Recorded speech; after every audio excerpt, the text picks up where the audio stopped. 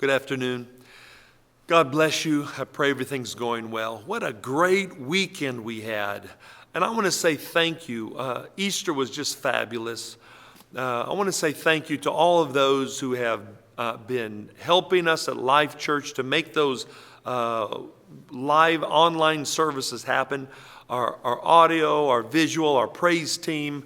So very thankful that God has made a way for us to share the gospel of Jesus Christ online. Easter was a tremendous day. We've had comments. We've had people already, some feedback, and I'm very excited about what He's doing. What an unbelievable way. Some things that we haven't even thought about, wouldn't have thought about 10, 15 years ago, that we're reaching into the community in such a way that is impactful, meaningful, doors that we probably wouldn't even have been able to knock on, but now we're not going to them. They're actually bringing the church right into their home. And we're so thankful for that we have that ability. So we're praying that God will give us some more avenues into the future. I have been thinking recently about God's interaction with us. These are exciting, very exciting times. You may have been asking the question because it's hard to grasp what's happening when we look at our own lives and how our lives have been disturbed, if you will, by the things that we're going through. And we can ask the question, has God caused this? Has God made this happen? Is there a purpose for this that brought this on us ourselves? Did God do this to us? And I think that's the wrong question. I've lived long enough to realize that not everything is caused by God. Sometimes it is.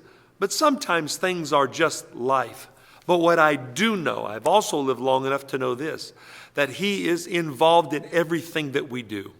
The book of Colossians chapter 1 tells us that He created all things, and by Him all things consist, or in Him all things are held together.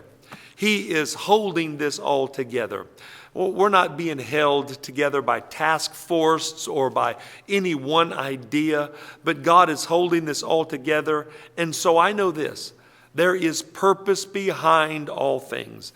If we live for Him, walk with Him, we can be assured of this, all things are working together for our good. So the question is not, did God cause this, but what is God doing in all this? And I know this, it's something big. I don't believe that God is I'm not just looking for Him to move in our church. He's moving in our world today. We're living in global events. God is doing something so big, so wonderful, that what we're seeing here is also taking place. A revival that can happen right here at Life Church can happen in the Philippines or China or Russia or Europe or wherever it is. We're going to see a worldwide global revival. We may see some global pandemics or some global events that bring the world to a stop, but we're on the threshold of seeing worldwide revival, worldwide moves of God in such a tremendous way. So I want to open my eyes. Let's open our faith. Let's begin to see God moving in such a big way that we see Him working, not just with our church, but with our world. God is such a big God. He holds all things in His hands. Let's open up our eyes. When you talk to people, when you have Zoom meetings, when you communicate with them online, why don't you ask yourself this question? God, what are you doing in their lives, and what can I do to facilitate what you're doing?